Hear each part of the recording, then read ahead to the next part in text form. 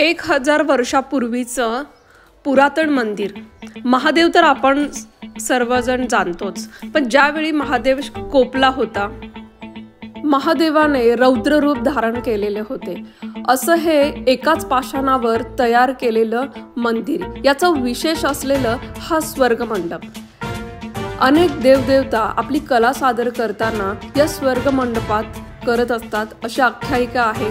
त्याचबरोबर येथे विशेष अशा अनेक गोष्टी आहेत। मी मोठ्या व्हिडिओमध्ये तुम्हाला दाखवणारच आहे। तुम्ही पाहू शकता इथलं प्रत्येक मूर्ती आपल्याला काहीतरी सांगून जाते आणि हा जो इतिहास आहे तुम्ही माझ्याबरोबर लवकरच जाणणार आहात। अजूनही जर आपलं चॅनल फॉलो केलं नसेल तर नक्की करा। असे छान छान व्हिडिओ मी तुमच्यासाठी यापुढे घेऊन येईन। धन्यवाद।